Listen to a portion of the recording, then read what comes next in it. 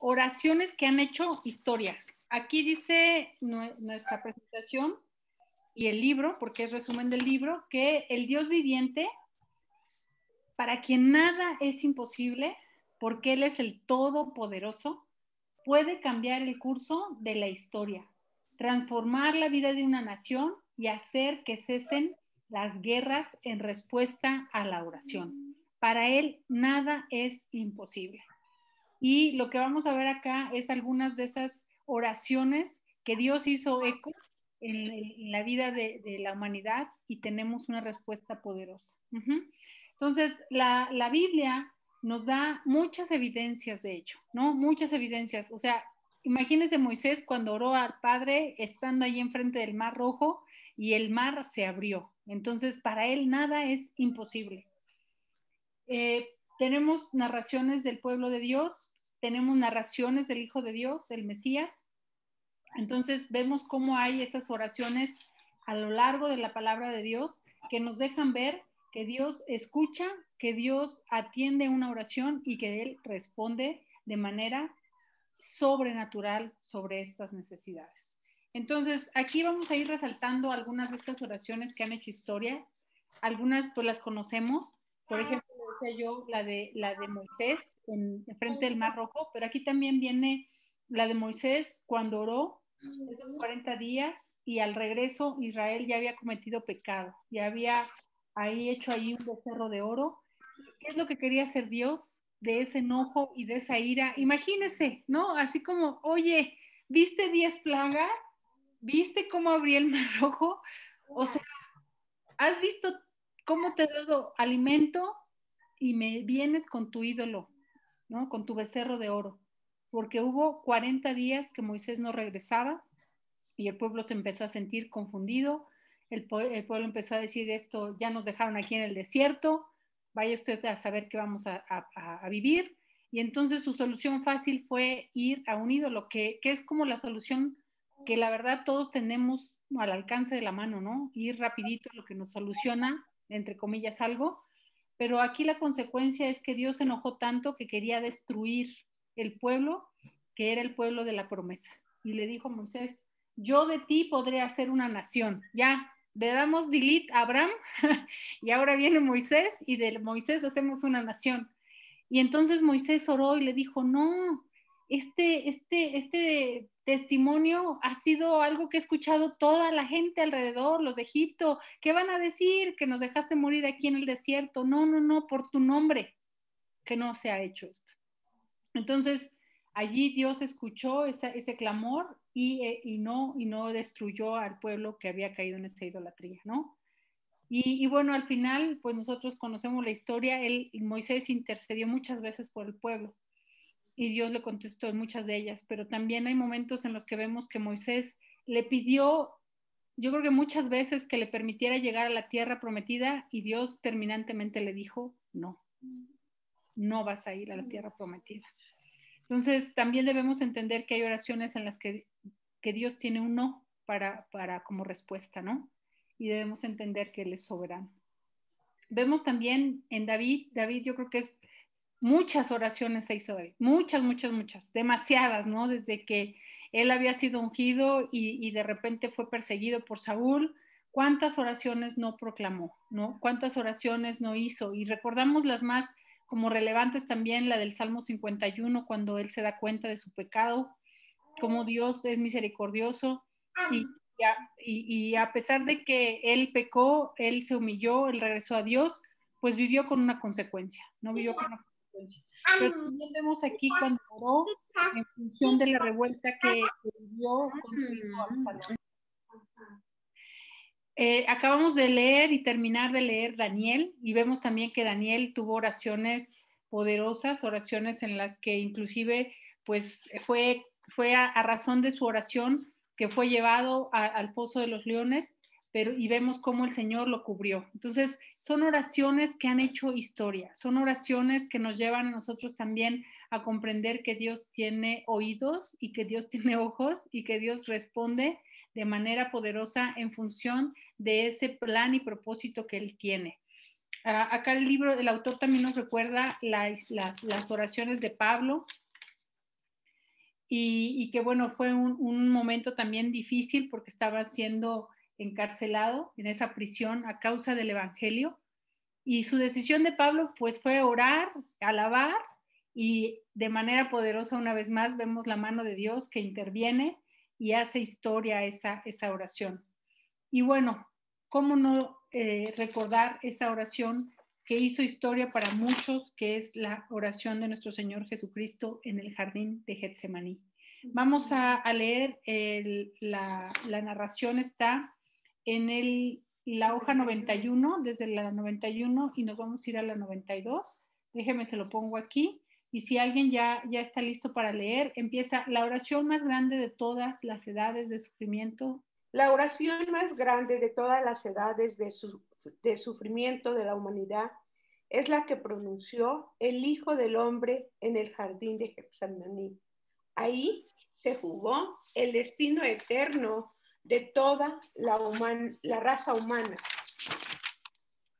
no de una nación solamente, porque en ese grito amargo, Padre mío, si es posible, pase de mí este vaso, existió la posibilidad de que, hablando humanamente, el abismo tragara a todos los hijos de los hombres en esa noche de sufrimiento eterno, porque el Salvador tenía las llaves del problema en su mano. Él tenía que subir a la cruz, él tenía que ascender la colina del Calvario. Él, que no conocía pecado, tenía que ser hecho pecado por nosotros, para que nosotros fuésemos hecho justicia de Dios en él. No era el no era el miedo a la muerte, como a veces la enfrentan los héroes. Él tenía que llevar sobre sí la carga terrible del pecado del mundo. No hemos de extrañarnos que sudara sangre, que clamara angustiado y que buscara un poco de consuelo en la compañía de los apóstoles que dormían. Pero el Hijo del Hombre emergió triunfante, ganó la batalla. La raza humana, con toda su vergüenza, dolor y muerte, pudo así encontrar libertad. Si Él mira el cielo en la remisión de pecado y en la redención por medio de la sangre del Redentor crucificado, que lo incluye todo, lo que estaba escrito de Él se cumplió. Nuestro Señor alcanzó la victoria por medio de la oración, victoria que pocas horas después selló en la cruz. Porque la esencia de esa oración tremenda, la más significativa de todas las edades, aparece en la frase: espero no se haga mi voluntad, sino la tuya. Y no en la otra que dice, si es posible, pase de mí este vaso. Gracias, Abu. Gracias, mis hermanos. Entonces vemos que esta oración tiene dos frases, ¿no? Si es posible, pase de mí esta copa, pero no se haga mi voluntad, sino la tuya. Y entonces aquí vemos que esta segunda frase, pues fue la más significativa de todas, que Jesús mismo le dijo que no se haga mi voluntad, Señor, sino la tuya.